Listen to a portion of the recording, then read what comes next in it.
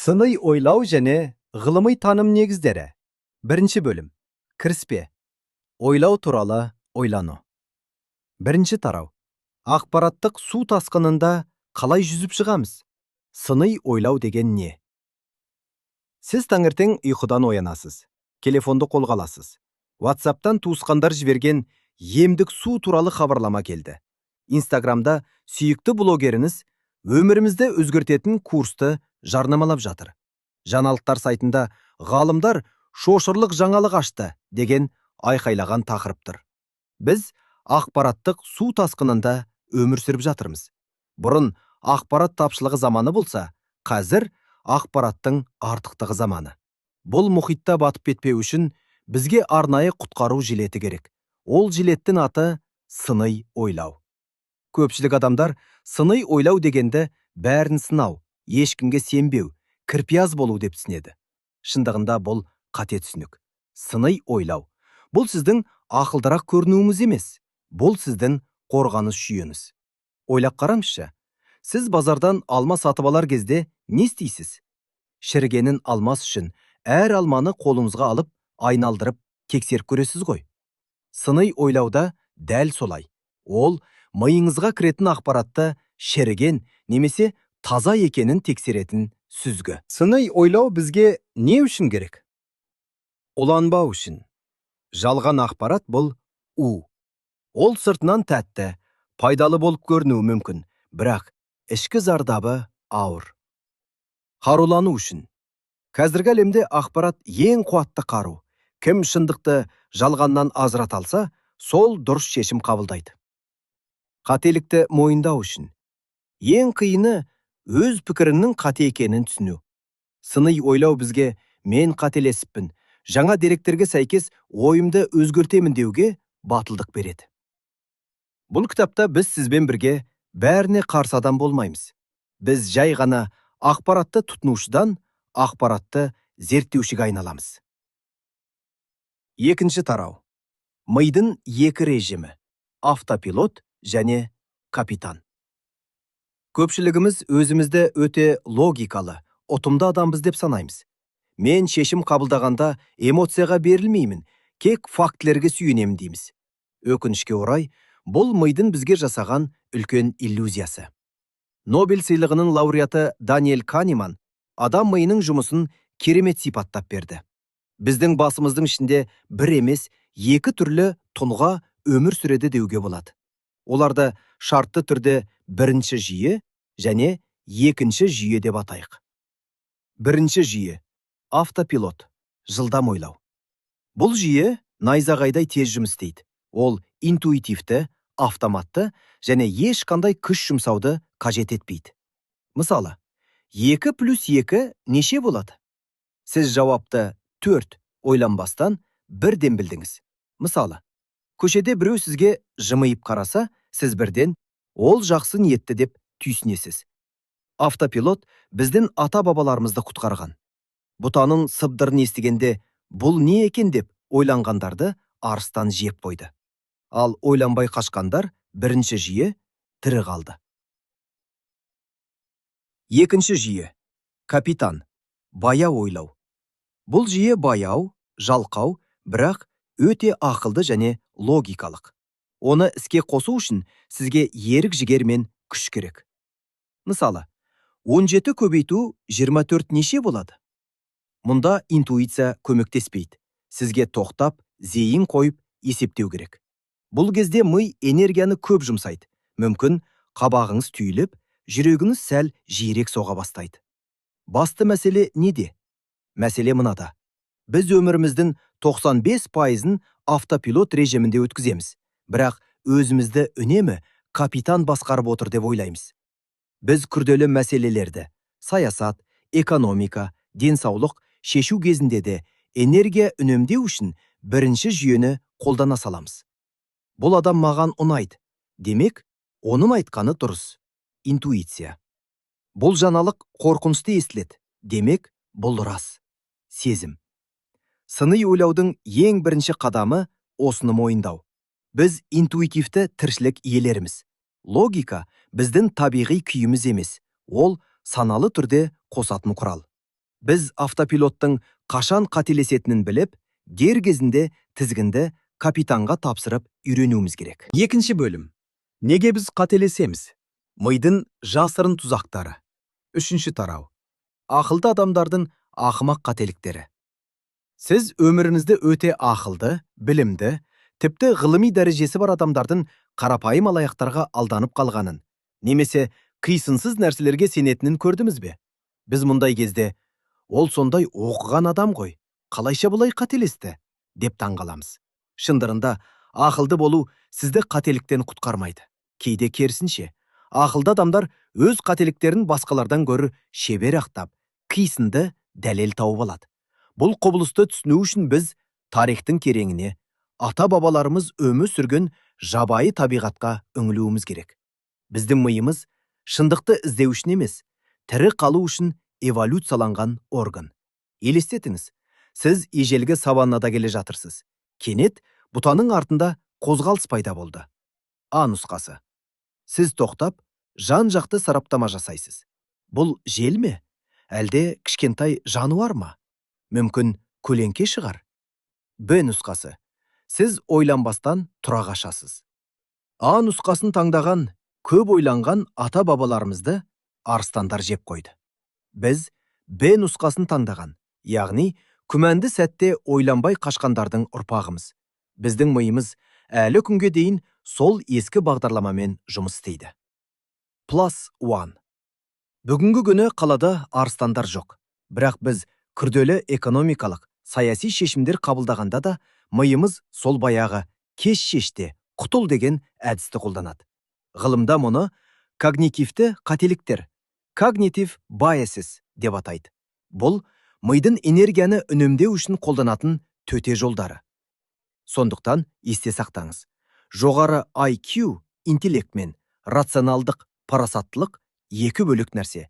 Сіздің процессорыңыз IQ өте қуатты болуы мүмкін, бірақ егер оның бағдарламасы рационалдық ескірген болса, сіз бәрібір қателесесіз.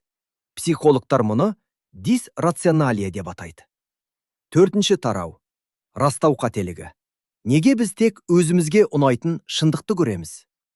Барлық ойлау тұзақтарының ішіндегі ең қауіптісі растау қателігі. Confirmation bias.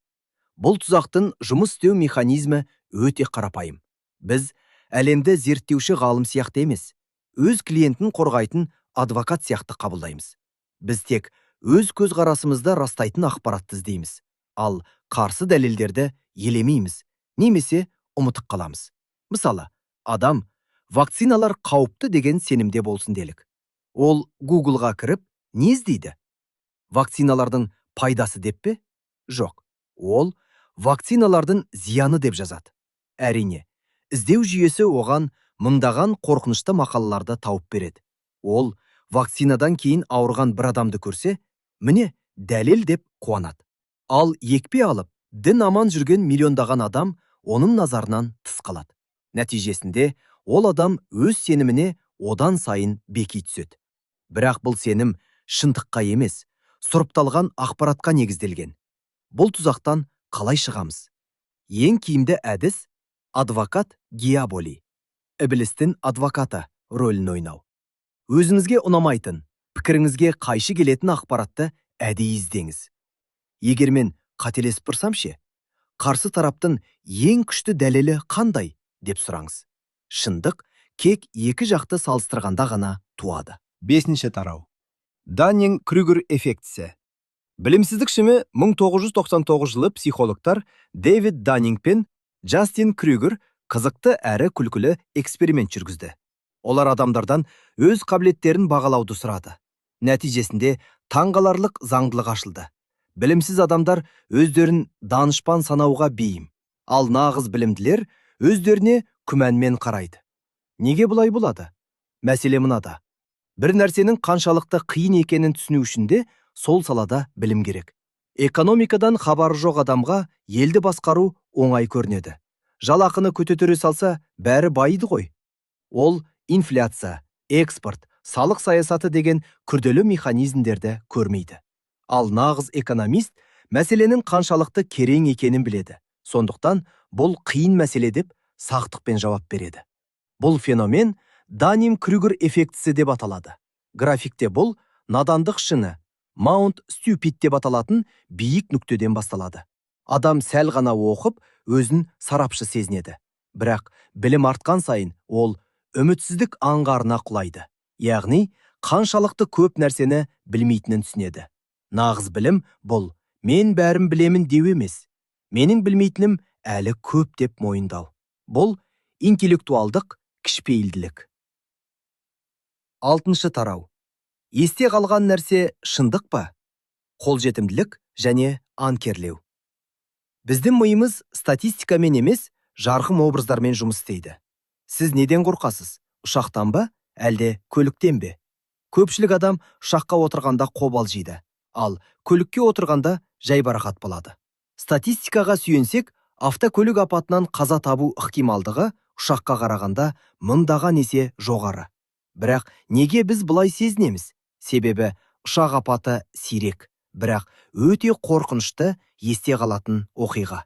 Жаңалықтар оны апта бойы көрсетеді, ал жол апаты күнделікті іш пыстыратын статистика. Психологияда мұны қолжетімділік эвристикасы, availability heuristic деп атайды. Ми үшін, егер мен мұны оңай есіме түсіре алсам, демек бұл жиі болады. Анкерлеу, зәкір тастау. Тағы бір қызық эффект. Біз алғаш естіген санға, зәкірге байланып қаламыз. Адамдардан. Африкадағы бір-ығы мүше елдер 10%-дан көп пе, аз ба деп сұрағанда, олар орташа есеппен 25% деп жауап берген. Ал дәл сол сұрақты 65%-дан көп пе, аз ба деп қойғанда, адамдар 45% деп жауап берген. Сұрақтың ішіндегі кездейсоқ сан 10 немесе 65 адамдардың жауабына тікелей әсер етті. Маркетологтар мұны жақсы біледі. Дүкендегі сызылған ескі баға 50 мың теңге.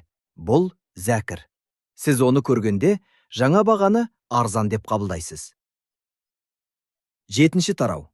Мен білгенмін және ұшақ қателігі. Ретроспективті қателік. Hindsight bias. Оқиға болып өткен соң біз бәріміз данышпанбыз. Сайлау біткен соң, оның жеңетіні басынан белгіледі ғой, дейміз. Ажырасқан жұпты көрсек, олардың мінезі басынан сәйкес емес еді, дейміз. Бұл иллюзия. Оқиғаға дейін болашақ бұлыңғыр еді. Біз тек нәтижені білген соң ғана өткенді қайта құрастырып, мен білгенмін деп өзімізді алдаймыз. Тірі қалғандар қателігі. Survivorship bias. Бұл туралы ең керемет мысал екінші дүниежүзілік соғыс кезінде болған. Британдық әскерилер базаға оралған ұшақтарды зерттеп, олардың қай жеріне оқ көп тигенін анықтайды. Көбіне қанаттары мен құйрығы кесік-тесік болып келеді екен. Генералдар, демек, қанаттары мен құйрығын қосымша бронмен қаптау керек деп шешеді. Бірақ математик Абрахам Вальд оларды тоқтатады. Жоқ, дейді ол, дәл оқ тимеген жерлерді мотор мен кабинаны күшейту керек. Неге? Өйткені сіздер базаға қайтып оралған ұшақтарды ғана көріп тұрсыздар. Ал моторына оқ тиген ұшақтар қайтып келген жоқ. Олар құлап қалды. Біз өмірде де дәл осылай қателесеміз. Біз университетті тастап кетіп, миллиардер болған Билл Гейтс пен Марк Цукербергті көремізде, оқудың керегі жоқ екен деп ойлаймыз. Бірақ біз оқуды тастап, қарызға батып, белгісіз болып қалған миллиондаған адамды көрмейміз. Біз тек тірі қалғандарды, жеңімпаздарды ғана естиміз. 3-ші бөлім. Ғылым қалай жұмыс істейді? Және ол неге сенім емес? 8-ші тарау. Бұл жай ғана теория ғой. Сіз пікірталас кезінде, ой, эволюция, бұл дәлелденген факт емес, жай ғана теория ғой, деген сөзді естідіңіз бе? Бұл сөйлем ғылымдағы ең үлкен түсініспеушіліктің белгісі. Күнделікті өмірде біз теория сөзін болжам немесе жорамал мағынасында қолданамыз. Мысалы, меніңше, менің печеньемді кім жеп қойғаны туралы теориям бар. Бірақ ғылым тілінде теория бұл ең жоғарғы мәртебе. Ғылымда болжам дегенді гипотеза деп атайды. Ал егер сол гипотеза мыңдаған эксперименттермен тексеріліп, миллиондаған фактілермен расталса ғана, ол теорияға айналады. Мысалы, гравитация бұл теория. Егер біреу, бұл жай ғана теория ғой, мен оған сенбеймін, деп 10-шы қабаттан секірсе, нәтиже өзгермейді. Ол төмен құлайды. Сол сияқты микроб теориясы, ауруды көрінбейтін тіршілік иелері тудырады деген теория. Сіз бұған сенбеуіңіз мүмкін, бірақ антибиотик ішкенде жазыласыз. Демек, ғылыми теория бұл жай ғана ғалымдардың пікірі емес. Бұл шындықтың ең сенімді сипаттамасы. Ғылым абсолютті шындықты иемденбейді. Ол үнемі жаңарады. Бірақ ол бізде бар ең жақсы карта. 9-шы тарау. Қара аққу және Карл Поппердің ұстарасы. Австриялық философ Карл Поппер ғылым мен ғылым емес нәрсенің, мысалы астрология немесе сиқырдың аражігін ажырату үшін қарапайым ережені ойлап тапты. Ол фальсификация принципі деп аталады. Ереже былай дейді: егер идеяны жоққа шығару мүмкін болмаса, ол ғылыми идея емес. Мысалы біреу, барлық аққулар аппақ деді делік. Бұл ғылыми гипотеза. Неге? Өйткені оны кексеру оңай. Біз орманды аралап, бір ғана қара аққуды тапсақ, бұл теория күл талқан болады. Ғылым осылай жұмыс істейді. Ол сынға ашық. Ал енді екінші мысал. Әлемді жасырын күштер билейді. Сіз сұрайсыз, дәлел қайда? Конспиролог жауап береді: дәлел жоқ. Өйткені олар бәрін жақсылап жасырған. Көрдіңіз бе? Сіз бұл идеяны жоққа шығара алмайсыз. Дәлел тапсаңыз, олар бар, дәлел таппасаңыз, олар жақсы жасырынған. Мұндай сынбайтын идеялар ғылымға жатпайды. Олар жай ғана сенім. 11-ші тарау. Балмұздақ кісі өлтіре ме? Корреляция мен себеп. Статистикаға қарасаңыз, жазда балмұздақ сатылымы күрт өскен кезде, өзенге батып кеткен адамдардың саны да күрт өседі екен. Осыдан қандай қорытынды шығаруға болады? Логикасыз қорытынды. Балмұздақ жеу адамды суға батырады. Балмұздаққа тыйым салу керек. Ғылыми қорытынды. Мұнда жасырын үшінші фактор бар. Ыстық ауа райы. Күн ысығанда адамдар балмұздақ жейді және суға шомылуға барады. Бұл ғылымдағы ең маңызды ереже. Корреляция байланыс, себеп емес. Екі нәрсенің бір уақытта болуы біреуі екіншісін тудырды деген сөз емес. Дәл осы қателік ата-аналарды қорқынышқа ұшыратты. Вакциналар балаларға 1-2 жас аралығында салынады. Ал аутизм белгілері де көбіне 1-2 жас аралығында байқала бастайды. Ата-аналар вакцина алды, содан кейін аутизм анықталды. Демек, вакцинадан болды, деп ойлайды. Бұл пост-хок эрго проптер хок. Осыдан кейін болды, демек, осыдан болды қателігі. Зерттеулер көрсеткендей, вакцина алмаған балаларда да аутизм дәл сол жиілікте кездеседі. Бұл жай ғана уақыт сәйкестігі. 11-ші тарау. Табиғи болса пайдалы деген ұлы өтірік. Дүкен сөрелерінен 100% табиғи, химиясыз, органикалық деген жазуларды жиі көреміз. Маркетологтар біздің миымызға табиғи тең жақсы, жасанды тең жаман деген формуланы сіміріп тастаған. Бірақ табиғатқа бір сәт көз жүгіртейікші. Жылан уы 100% табиғи. Ботулизм бактериясы 100% табиғи және органикалық. Күн сәулесі, радиация, табиғи. Бірақ көп мөлшерде кері обырын тудырады. Ал адамды өлімнен құтқаратын антибиотиктер, хирургиялық құралдар, немесе қарапайым аспирин табиғи емес, зертханада жасалған. Химиялық заттың қауіптілігі оның қайдан шыққанына, зауыт па, әлде гүл ме емес, оның құрамы мен мөлшеріне байланысты. Ең күшті олардың көбі табиғаттың төл туындысы. Сондықтан шөп қой, зияны жоқ деп, кез келген нәрсені іше беру өте қауіпті қателік. 12-ші тарау. Ғылыми консенсус. Ғалымдар төбелесі. Кейде жаңалықтардан ғалымдар бір шешімге келе алмады деп естиміз. Бірақ негізгі мәселелерде климаттың өзгеруі, вакциналардың киімділігі, жердің шар тәрізді екендігі, ғылыми консенсус бар. Консенсус деген не?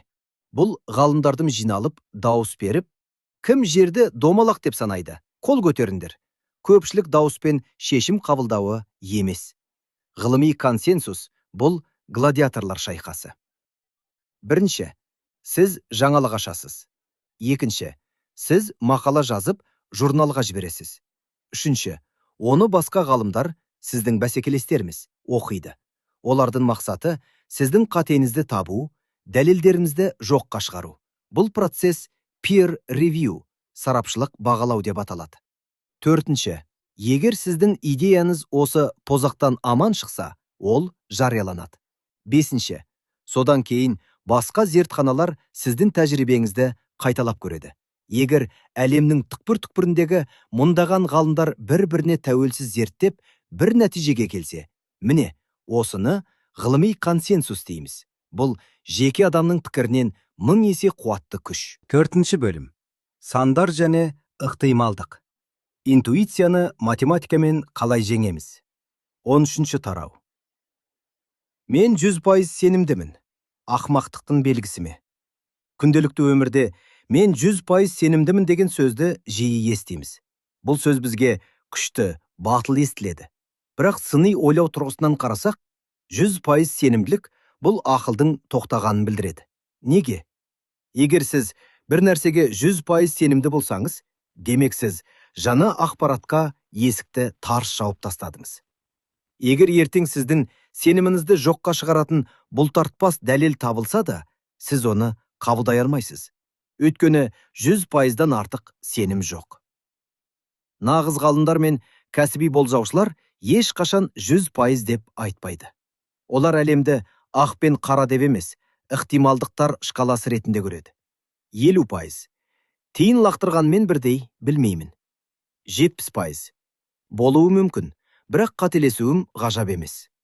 90-нан 95%-ға дейін. Өте сенімдімін, бірақ әлі де күдікке орын бар. 100%. Мен құдаймын. Мұндай деңгей жоқ. Сенімсіздік бұл әлсіздік емес. Білмеймін, немесе қателесуім мүмкін деп айту, бұл сіздің ақыл ойыңыздың икемді екенін, жаңа деректер келсе, пікіріңізді өзгертуге дайын екенімізді көрсетеді.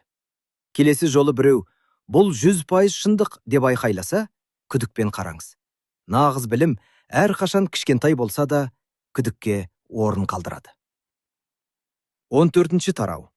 Томас Байес және пікір өзгерту өнері. 18-ші ғасырда өмір сүрген ағылшын священнигі және математигі Томас Байес адамзатқа керемет сыйлық жасады. Ол бізге жаңа ақпарат келгенде ескі сенімімізді қалай өзгерту керек деген сұрақтың математикалық формуласын берді. Қорықпаңыз, біз қазір күрделі формула жазбаймыз.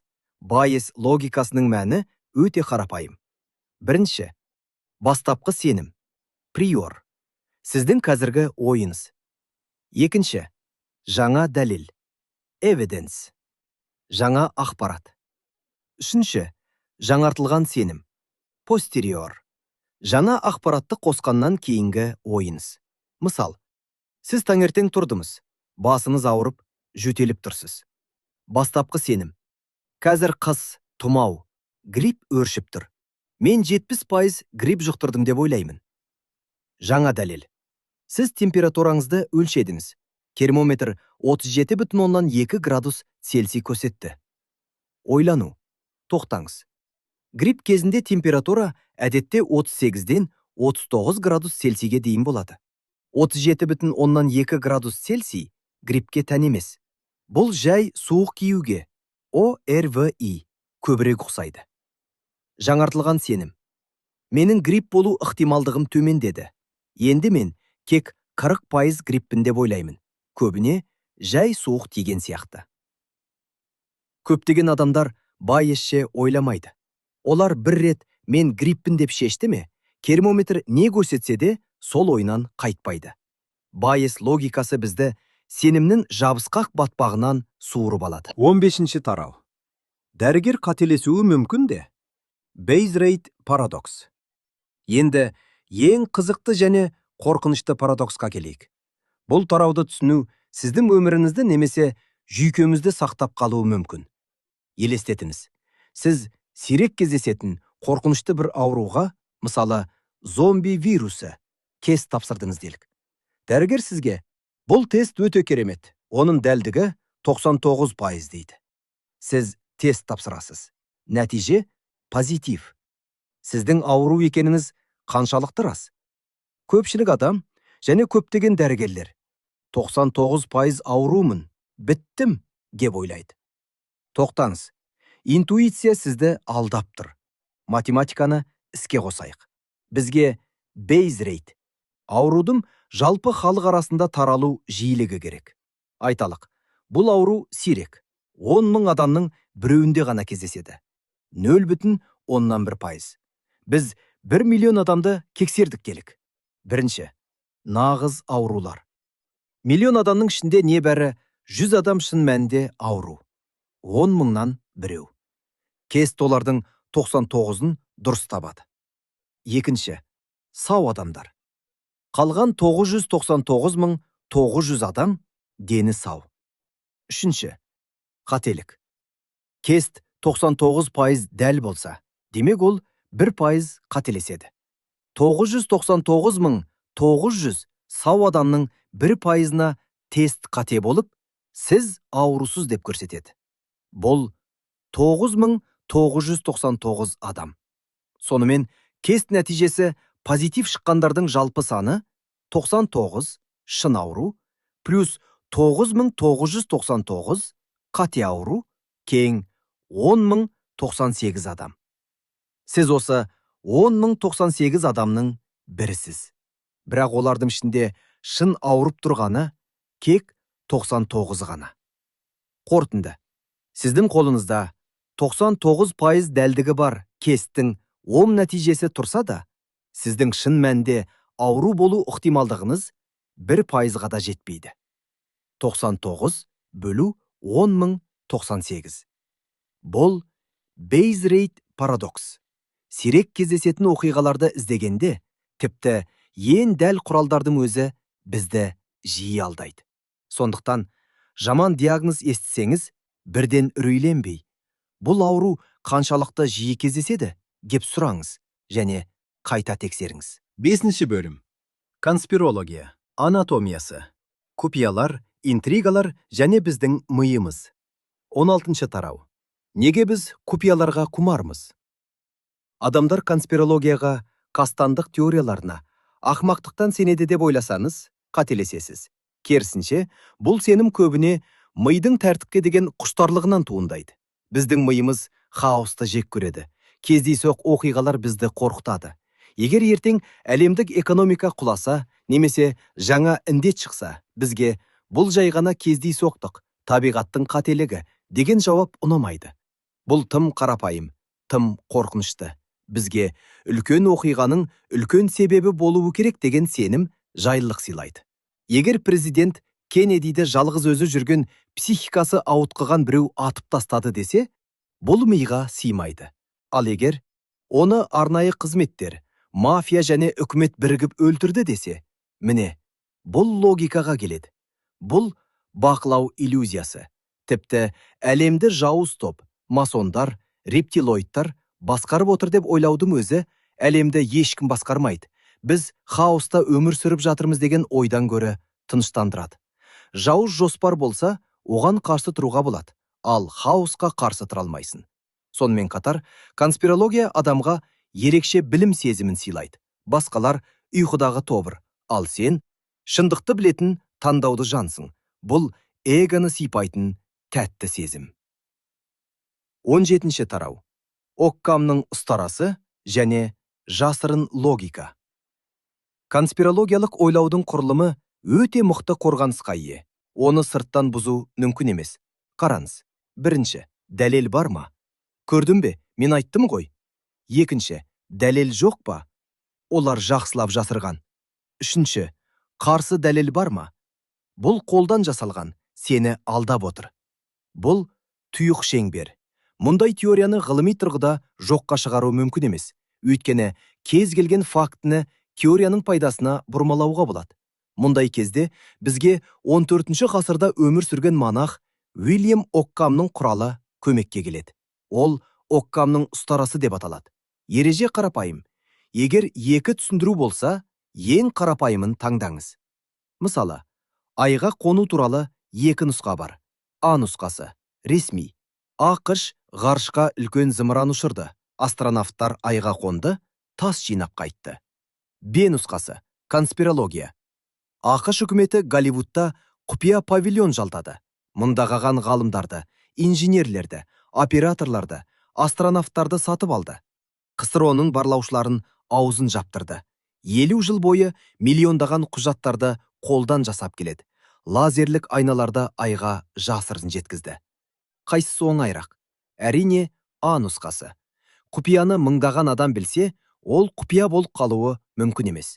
Біреу болмаса біреу міндетті түрде аузынан шығарып алады. 18-ші тарау. Жер тегіс пе? 21-ші ғасырдың феномені.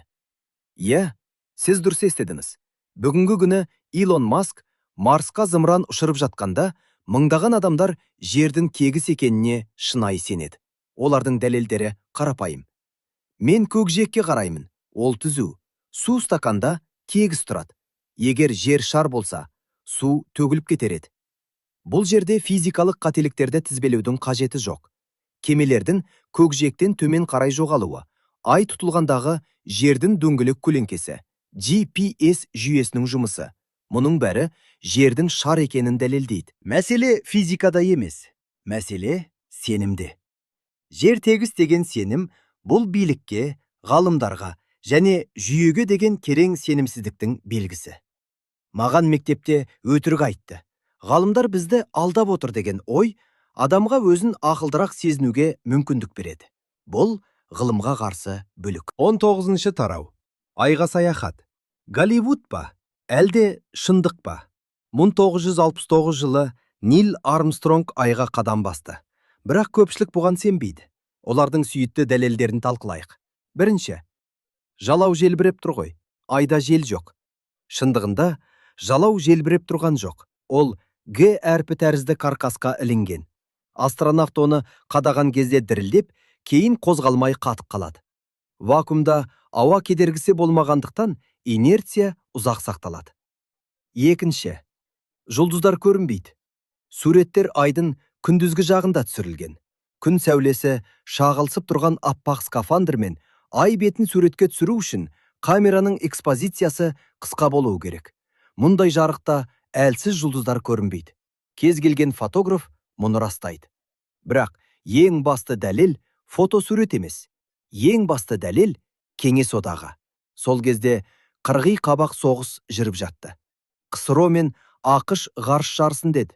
Егер ақш өтірік айтса, КСРО барлаушылары мен ғалымдары мұны бірінші болып әшкерелеп, бүкіл әлемге масқарасын шығарар еді. Бірақ КСРО үнсіз мойындады. Неге? Өйткені олар радио толқындарды бақылап отырды және сигналдың шынымен айдан келіп жатқанын білді. Бұл өтірік айту мүмкін емес ең күшті дәлел.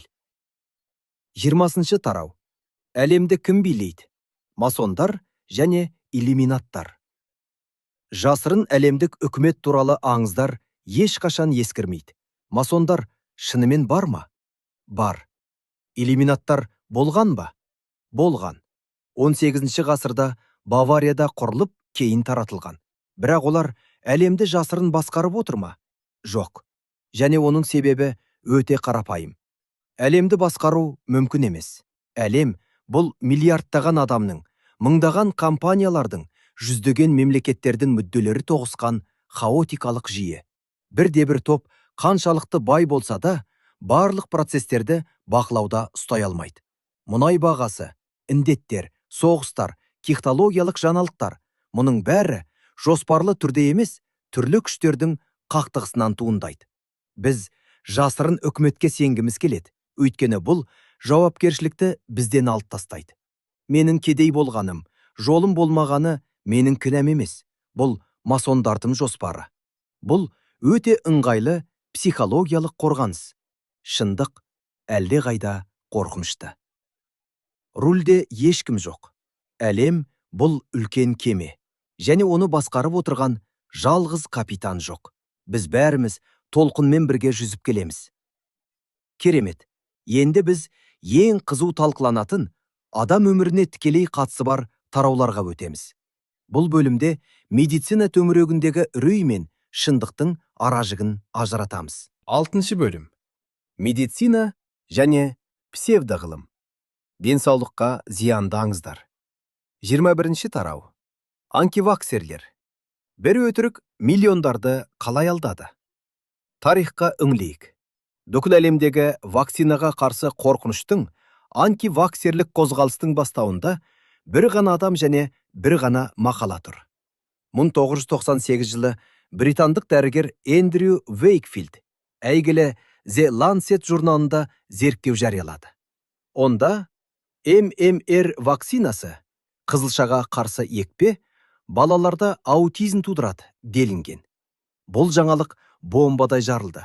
Ата-аналар жаппай екпеден бас тарта бастады. Бірақ кейін шындық ашылды. Бірінші, зерттеу небәрі 12 балаға ғана жүргізілген. Ғылым үшін бұл тым аз, күлкілі сан.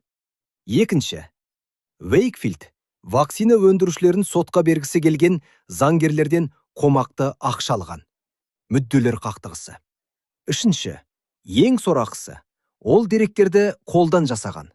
Балалардың медициналық карталарын өзгерткен.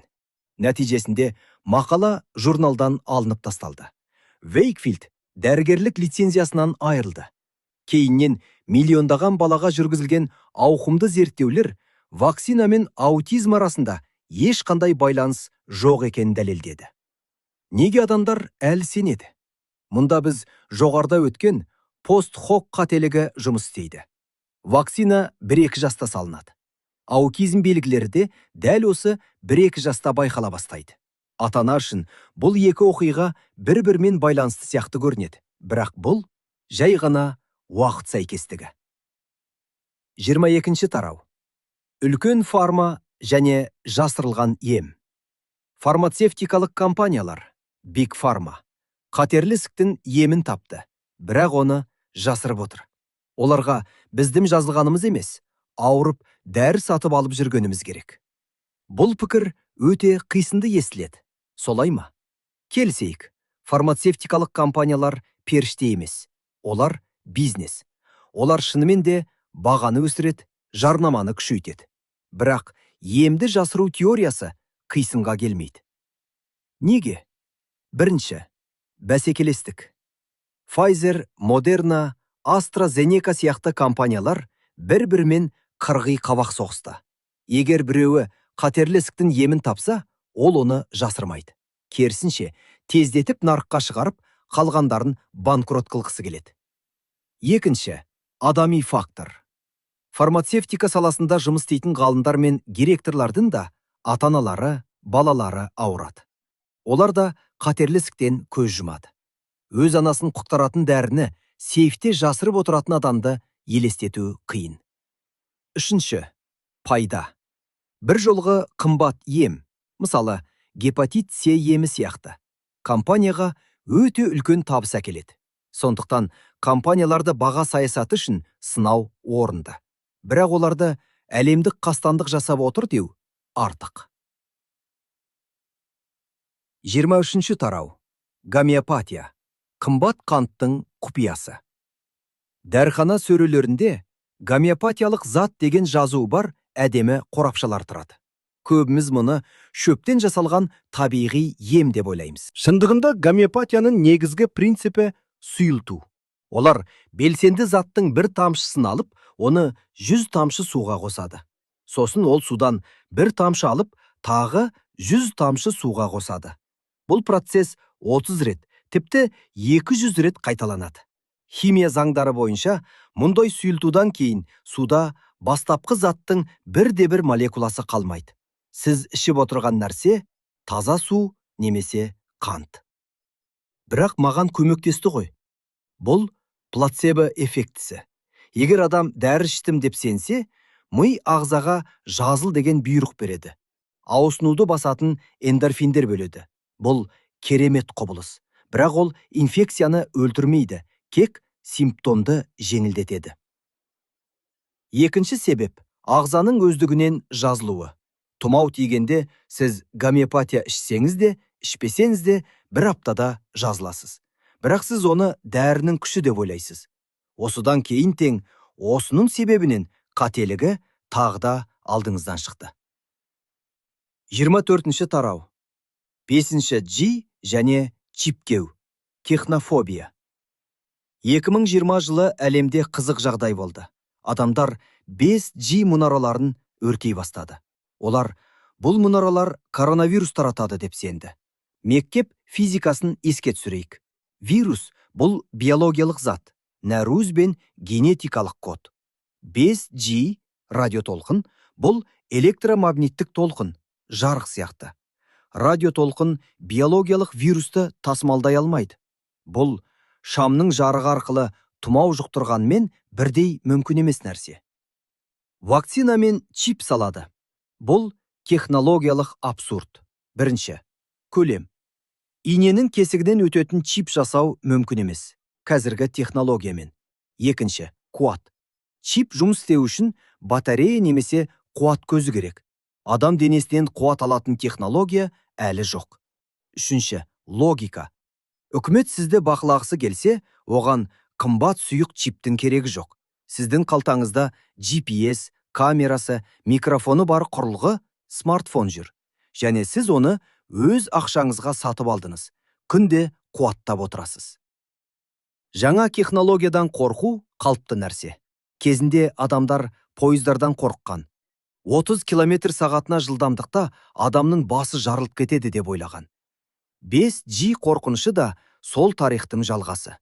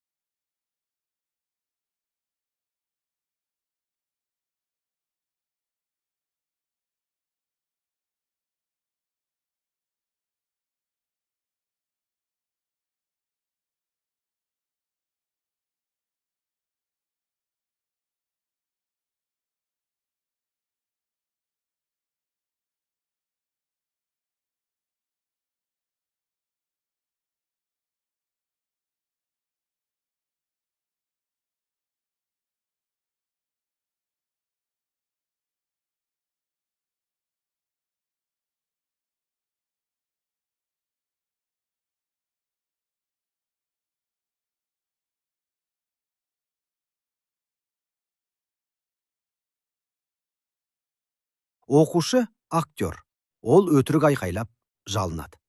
Қатысушы тоқтағысы келгенде, жанындағы ақ халатты ғалым тәжірибе үшін жалғастыруымыз керек деп бұйырады.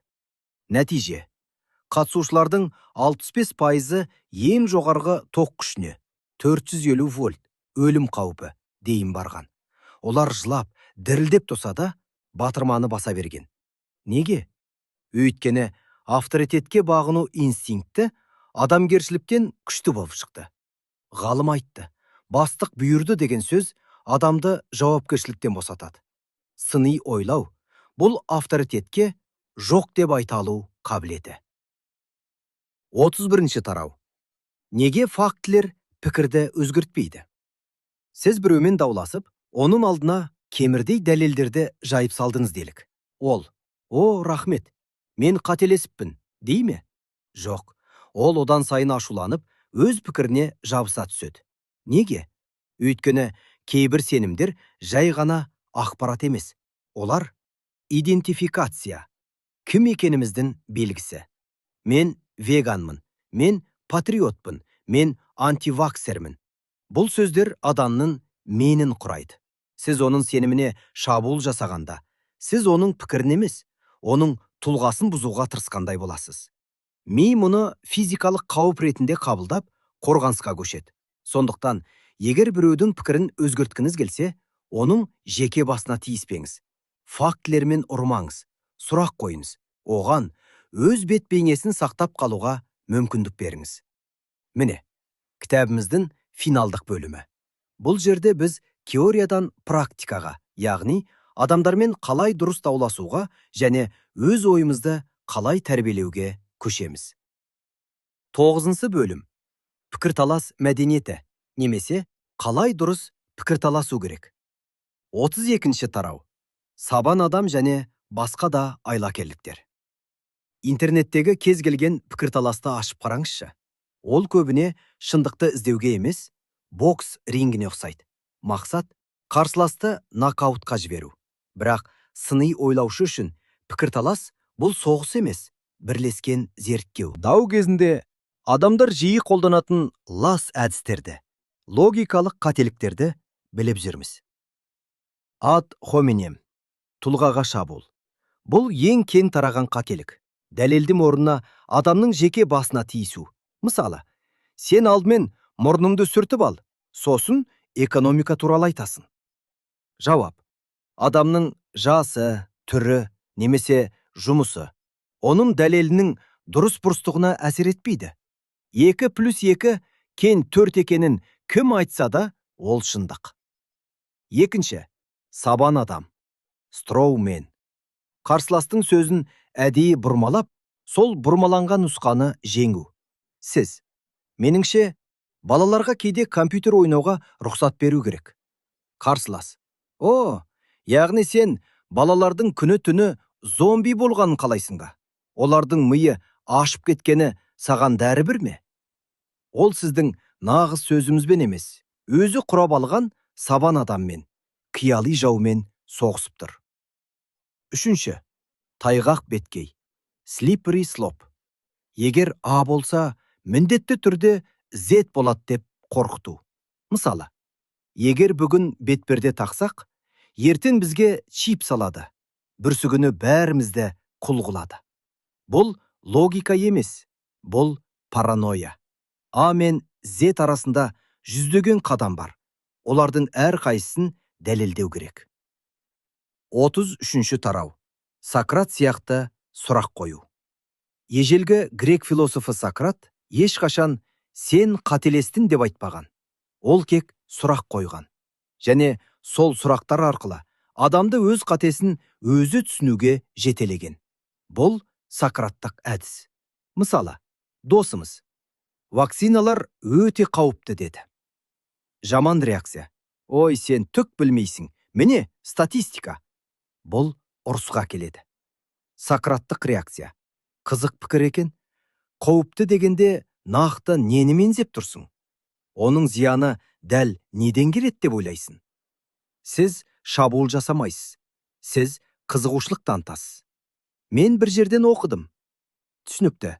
Ал сол ақпарат көзіне неге сенесің? Олардың деректері қайдан алынған? Адам сұраққа жауап беру барысында өз білімінің таяз екенін немесе дәлелдерінің әлсіз екенін өзі байқай бастайды. Бұл ең кейінді әдіс. 34-ші тарау. Көше эпистемологиясы. Конспирологпен қалай сөйлесеміз?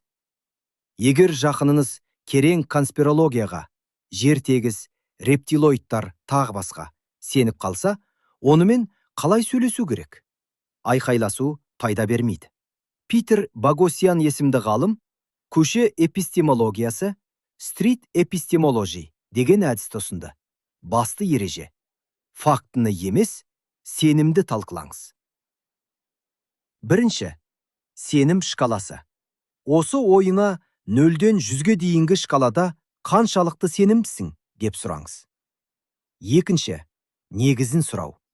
Сенің осылай 100% сенуіңге не түрткі болды? Қандай дәлел сенің сеніміңді төмендете алар еді? Үшінші, агрессияны тоқтату. Егер адам ашуланса, әңгімені доғарыңыз. Мен сені түсінгім келеді деген ниетті көрсетіңіз. Мақсат адамды сол жерде жемеу емес. Мақсат оның санасына кішкентай күмән дәнін егу. Сол дән уақыт өте келе өсіп шығады. 10-шы бөлім. Рефлексия және өсім. Өзімді өзгерту күші. 35-ші тарау. Мен қателестім. Және бұл керемет. Біздің қоғамда қателесу ұят нәрсе. Пікірін өзгертті дегенде 200-дік деп қабылдаймыз. Бірақ сыни ойлау әлемінде бұл супер қабілет. Елестетіңіз. Сіздің телефоныңыз жаңарту, апдейт сұрап тұр. Сіз: жоқ, мен ескі версияға адалмын деп бас тартпайсыз ғой. Сіз жаңартасыз. Өйткені жаңа версия жақсырақ жұмыс істейді. Пікір өзгерту бұл мидың бағдарламасын жаңарту. Мен қателесіппін деп айту сіздің ақылдырақ болғаныңыздың белгісі. Кеше сіз азырақ білдіңіз, бүгін көбірек білдіңіз. Бұл өсім. 36-шы тарау. Күнделікті жаттығу залы. Сыни ойлау бұл велосипед айдау сияқты. Кітап оқу жеткіліксіз, оны күнделікті қолдану керек. Миға арналған 3 жаттығу. Бірінші, 10 секунд ережесі. WhatsApp'та немесе желіде сұмдық жаңалық көрдіңіз бе? Бөліспес бұрын 10 секунд тоқтаңыз. Көзі кім? Дәлелі қайда деп сұраңыз. Екінші, қателік журналы. Аптасына 1 рет өзімізден сұраңыз. Мен осы аптада неден қателестім? Мүмкін біреуге бекер ұрыстымыз. Мүмкін жалған ақпаратқа сеніп қалдымыз.